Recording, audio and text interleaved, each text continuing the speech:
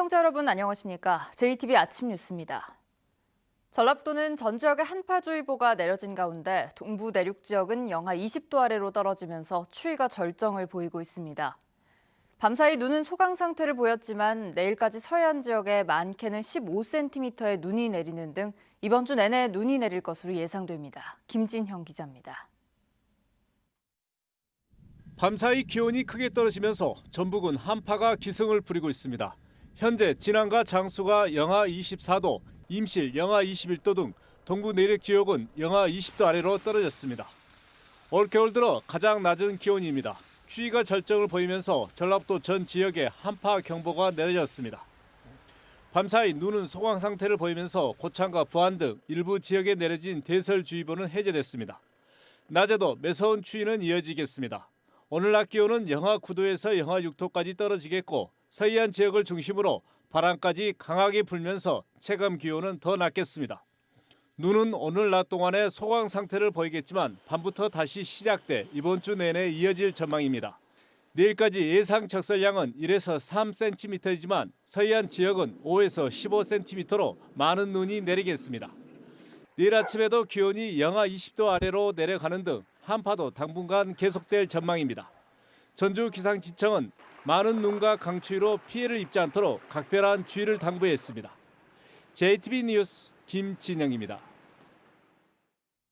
네, 오늘 아침 신문 살펴보겠습니다. 먼저 전북일보입니다. 불경기와 코로나19 장기화로 임대가 안 돼 상가가 텅텅 비었습니다. 전북 혁신도시를 중심으로 임대인들이 수개월째 은행 이자를 못 내 건물들이 경매에 넘어갈 처지에 놓이는 등 어려움이 커지고 있습니다. 전북 도민일보입니다. 사회적 거리두기로 집에 머무는 집콕 쪽이 늘어나면서 아파트 내 층간소음 민원도 급증해 이웃 간 갈등이 커지고 있습니다. 한국환경공단에 따르면 지난해 접수된 층간소음 민원은 672건으로 1년 전보다 2.5배 증가한 것으로 나타났습니다. 다음으로 전라일보입니다. 아동학대와 관련해 도내 14개 시군에 배치된 전담 공무원이 17명에 불과해 부족한 것으로 나타났습니다. 전라북도는 이에 따라 전담 공무원을 자체적으로 늘려 내년에 14개 시군에 배치하고 아동보호기관과 학대 피해 아동쉼터도 늘려 아동학대 예방과 사후 관리에 집중하기로 했습니다. 새전북신문입니다. 오늘부터 아동과 학생들을 돌보는 기능이 있는 실내 체육시설의 영업이 부분 허용됩니다. 중앙재난안전대책본부는 축구나 줄넘기 교실 등 아동과 학생들을 상대로 한 실내 체육시설이 같은 시간대 교습생을 9명 이하로 유지하면 영업이 가능하다고 밝혔습니다. 지금까지 아침 신문 살펴봤습니다. 집단 감염이 발생한 경북 상주의 기독교 선교시설과 관련한 도내 검사 대상자가 50명이 넘는 것으로 확인됐습니다.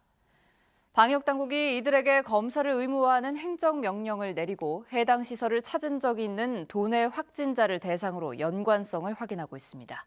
하원우 기자입니다. 경북 상주에 있는 기독교 선교시설 BTJ 열방센터입니다. 전국 곳곳에서 이곳을 방문한 신자와 접촉자 수백 명이 확진 판정을 받는 등 집단 감염이 확산하고 있습니다.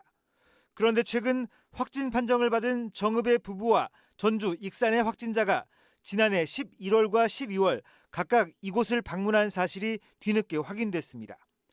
방역당국은 방문 시기와 확진일 사이에 한 달여간의 공백이 있어 직접적인 감염보다는 이후 신도와의 만남을 통해 감염됐을 가능성이 있는지 조사하고 있습니다.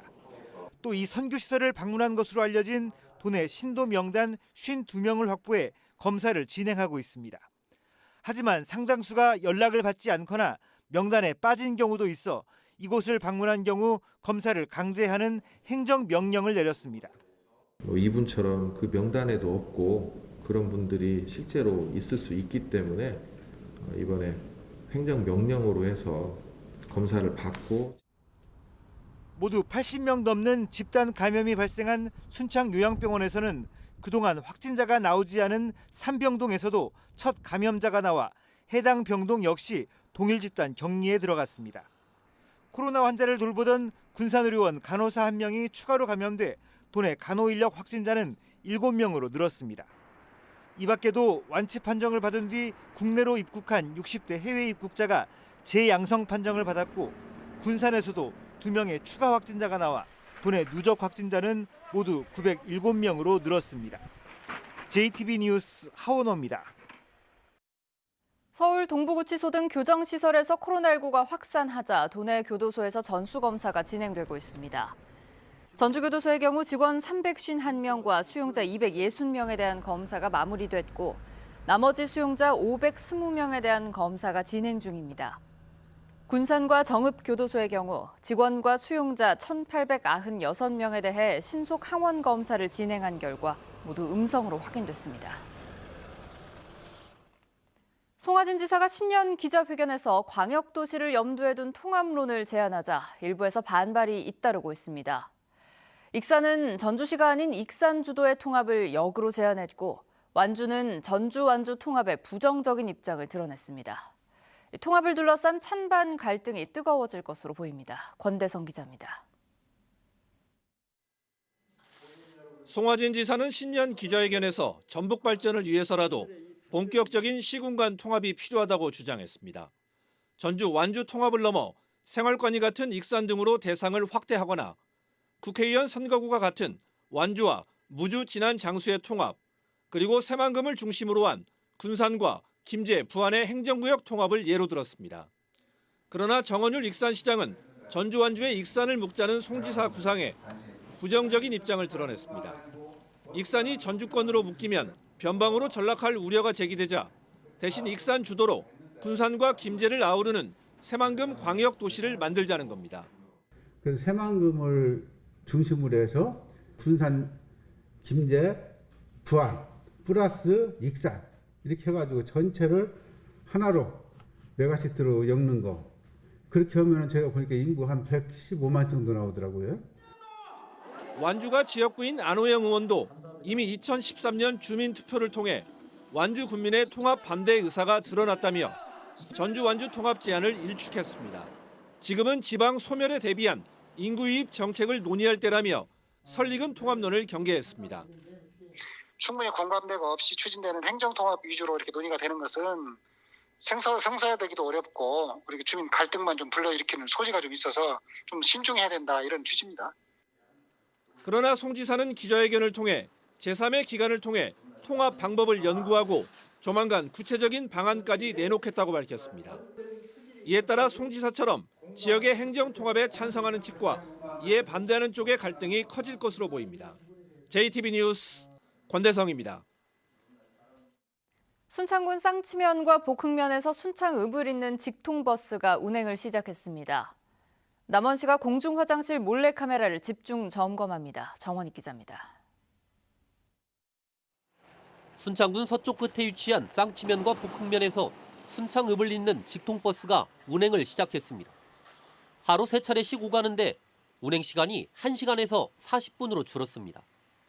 순창군은 정읍 생활권에 있던 주민들이 순창읍을 더 많이 찾을 것으로 기대하고 있습니다.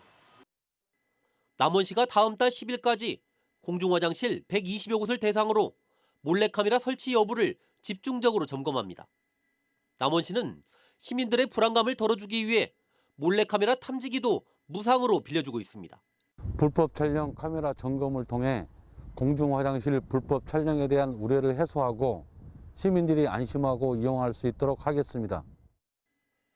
전남의 태양광 구조물 생산기업이 김제 지평선 산업단지에 200억 원을 들여 공장을 짓기로 했습니다. 공장이 완공되면 25명의 일자리가 새로 생겨날 것으로 기대됩니다. 코로나 위기 극복을 위해 적극적인 기업유치 활동으로 일자리 창출과 경제 도약을 성취하기 위해 최선 노력을 다하겠습니다. 고창군이 올해 7억 5천만 원을 들여 귀농귀촌 활성화에 나섭니다. 고창군은 귀농귀촌인 박람회 유치를 비롯해 귀농귀촌 활성화와 정착을 위한 지원 사업들을 펼칠 계획입니다. JTB 뉴스 정원익입니다.